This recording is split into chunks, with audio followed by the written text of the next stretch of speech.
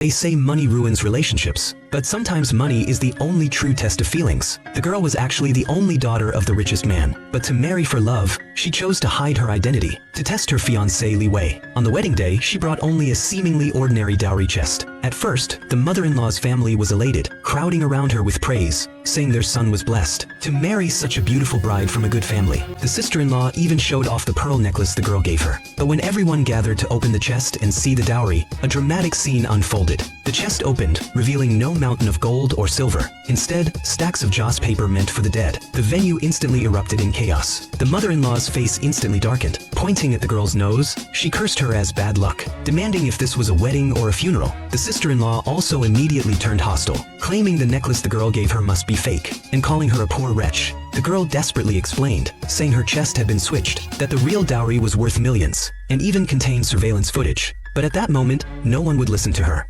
Even the man she deeply loved, Li Wei, finally showed his true nature. Seeing the joss paper, he didn't choose to believe her. He felt only anger at being deceived. He rushed up to the girl and furiously berated her, roaring that he'd been blind, fooled by a fraudster. The girl was completely stunned. She couldn't believe that the man who once cherished her endlessly, who vowed to protect her with his life, would turn on her over a mere 8,800 dowry. Li Wei's love was a transaction from the very start. Seeing the rich heiress was a fake, he immediately tore up the marriage contract, turned and proposed to another wealthy woman nearby, Zhang Ning. This Zhang Ning was not only Li Wei's ex-girlfriend, she was the mastermind behind it all. It turned out she'd long been jealous of the girl. Seizing the wedding, she used a chest of joss paper to pull off a masterful deception. Smugly, she walked over to Li Wei, as if declaring to her rival that she was the ultimate victor.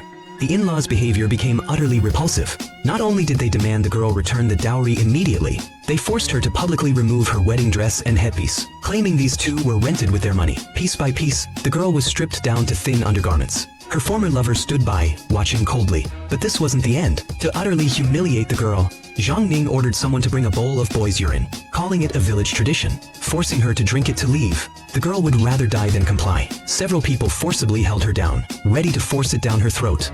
At this critical moment, a man in a sharp suit suddenly appeared, introducing himself as Mr. Jin, an executive from the girl's father's company. Hope instantly ignited in the girl's eyes. She thought her savior had arrived. But the next second, hope turned to despair. Mr. Jin was actually there to congratulate the bride, Zhang Ning, and handed her a thick red envelope. He eyed the disheveled girl, scornfully stating he'd met the real heiress, a beautiful woman with short hair, nothing like this urine-stinking woman before him. To prove herself, she recited confidential company meeting details on the spot. Hearing this, Mr. Jin's face changed dramatically, but he quickly regained composure, claiming the meeting was publicly live-streamed. She must have done her homework to deceive everyone. At his command, his men moved to drag the imposter out. The girl completely broke down. She shrieked that they would regret this. As she was dragged, powerless to resist, a thunderous roar came from outside the door.